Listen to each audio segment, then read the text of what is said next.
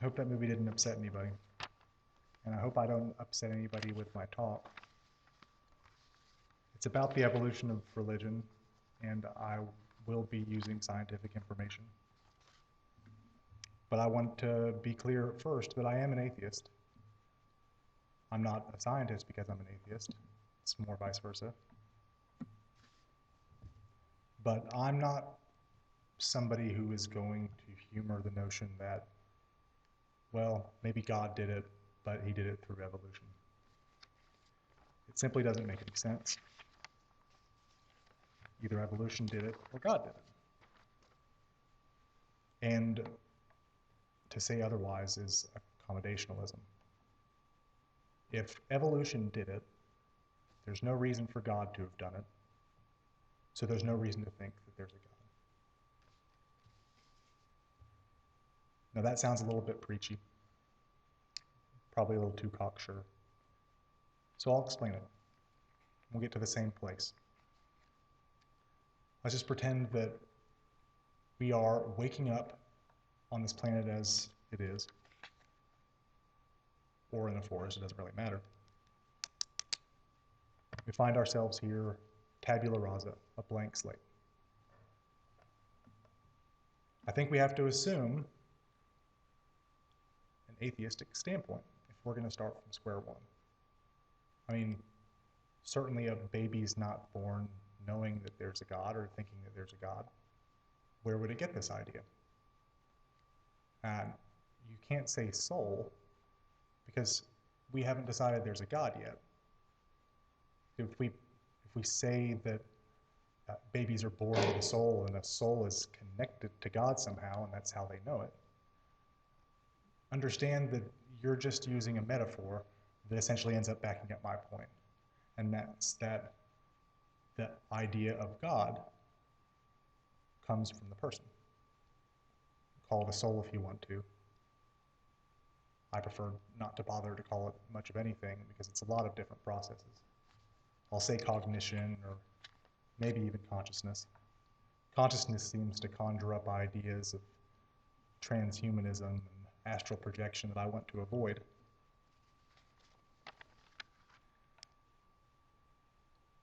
I think some of you may be surprised in how much evolution you believe in.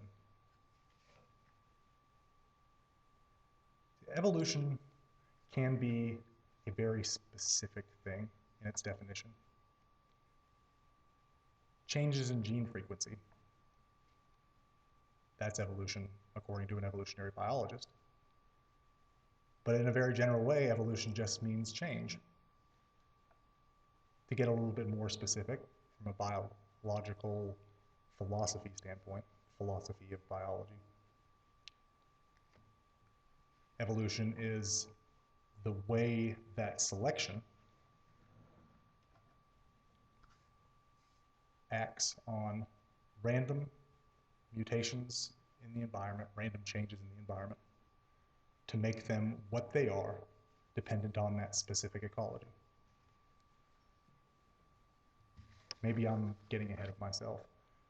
Specific ecology, I'm just talking about everything involved in where these things are varying, and what things.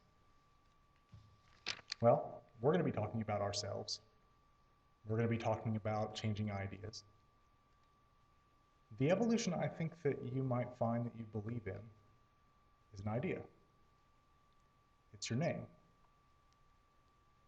It's a word, it's language, but it's an idea. I mean, your name especially to you carries an awful lot of specific connotations, memories, affinities, perhaps bad memories. But you know some reasons that you have your name. And your name means something to you. So we're going to call it an idea because it's more than just the letters on the page. And what is it that gave you those letters? What is it about those letters that describes you and your family? I'm Kenneth Myron Lipp. Why?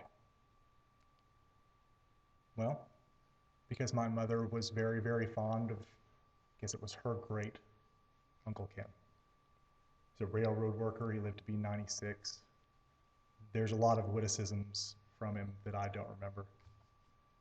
But Mom was really fond of Uncle Ken. And so when she had her second son, me, she gave me his name.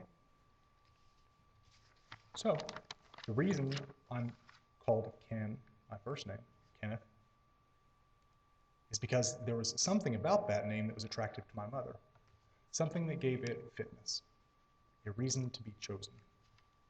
Now, in evolutionary biology, things aren't being chosen in the same way that we're talking about.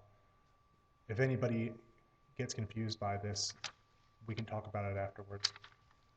But we're humans, we do make decisions, or at least experience making decisions. So when we're talking about selection of ideas, we will talk about us having intentions, us having desires, the things that predispose us to choose what we choose, to adopt the ideas that we adopt, to make the arguments that we make. I'm an atheist. The reason I'm an atheist is because I can't find reasons to believe that the idea of a God makes sense.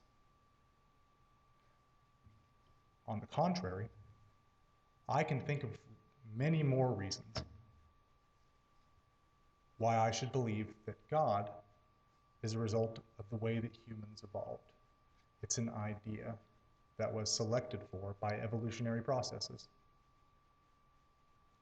Just like there's a reason that your name was somehow retained over time, even if you didn't have an older family member named Bobo or Johnny or, I don't know, trying to be multicultural.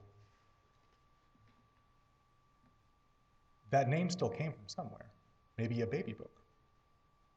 Maybe, oh God, a girl that I dated in high school, her younger sister was named Carrie, and it was because there was a bottle of hand lotion next to her mother's bed in the hospital. That brings up the point of maladaption, and we'll get to that too. So can we agree that you all have your names for these reasons? And that many of you, probably most of you, know a good bit about those names? If we can, we've just agreed that evolution takes place. And that's a good place to start. So if we can follow a path that goes along those same lines, looking for a reason to think that something is this one way and not another, then we can tell our story. We can describe how the past made the present like it is, why we see the things that we do, and why we act the way that we act. I keep on moving these pieces of paper around.